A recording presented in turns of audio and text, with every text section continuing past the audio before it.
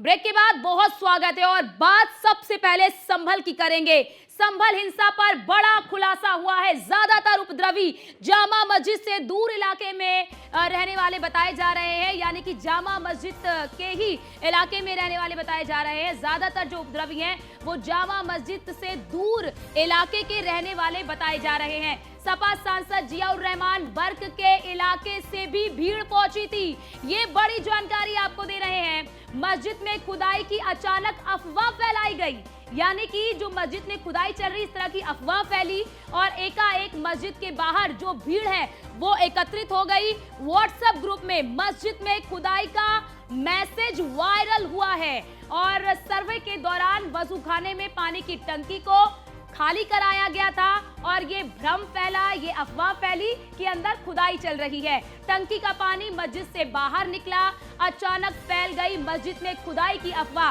तो देखिए अब इस पूरे मामले पर एक एक करके बड़े खुलासे हो रहे हैं और अब बड़ा खुलासा ये हुआ है कि ये जो भीड़ थी, ये जो उपद्रवी थे, वो मस्जिद के दूर के इलाके के बताए जा रहे हैं। ज्यादातर उपद्रवी जो है वो मस्जिद से दूर के इलाके के रहने वाले बताए जा रहे हैं और ये भी जानकारी सामने आ रही है सपा सांसद जियाउर रहमान बर्क के इलाके से भी भीड़ पहुंची थी। आपको बड़ी जानकारी हमने कल भी दी थी कि जियाउर रहमान जो कि संभल के सांसद है, उनके खिलाफ भी एफआईआर दर्ज कर ली गई है। अब ऐसे में जानकारी ये भी सामने आ रही है कि उनके इलाके से भी भीड़ यहाँ पर पहुंची थी। हालांकि सपा सांसद जियाउर रहमान बर्क ये कह रहे हैं कि मैं तो था ही नहीं, फिर भी मेरे खिलाफ एफआईआर दर्ज हो गई है। और बताया जा रहा है कि व्हाट्सएप ग्रुप था, उस व्हाट्सएप ग्रुप में अफवाह फैलाई गई, मैसेज डाला गया कि खुदाई चल रही है, वहां पर टंकी का पानी मस्जिद से बाहर निकला और अफवाह ये फैल गई कि मस्जिद के भीतर खुदाई की जा रही है। अचानक फैल गई मस्जिद में खुदाई की अफवाह। ये जानकारी बड़े खुलासे हो रहे हैं क्योंकि सवाल यही पूछा जा रहा है कि एकाएक इतनी बड़ी संख्या में भीड़ कहां से आ गई।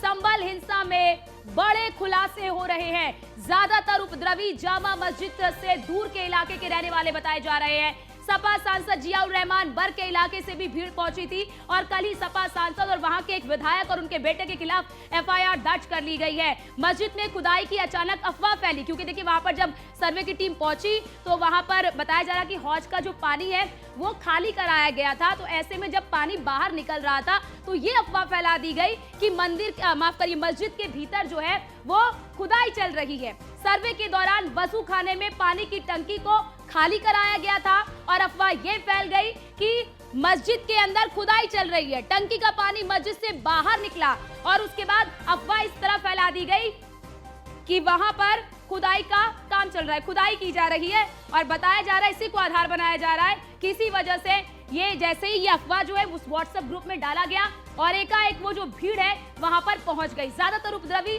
जामा मस्जिद से दूर के इलाके के रहने वाले बताए जा रहे हैं। तो देखिए एक एक करके कई खुलासे हो रहे हैं इस पूरी हिंसा को लेकर, क्योंकि तफ्तीश की जा रही है, एक एक बिंदु पर जांच की जा रही है। क्योंकि बड़े पैमाने पर संभल में 24 तारीख को जब सर्वे की टीम दूसरी बार वहां पर पहुंची थी जामा मस्जिद के भीतर सर्वे करने के लिए, तो सर्वे के कुछ घंटे बाद ही वहां पर बड़ी संख्या में उपद्रव मचाया गया। वहां पर बड़ी संख्या में पत्थरबाज पहुंच गए थे और पत्थरबाजी करने लगे थे, जिसके बाद पुलिस को बल प्रयोग करके स्थिति को नियंत्रित करना पड़ा।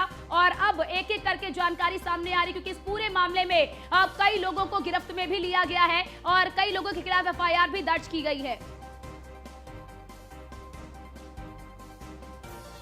तो अचानक फैल गई मस्जिद में खुदाई की अफवाह।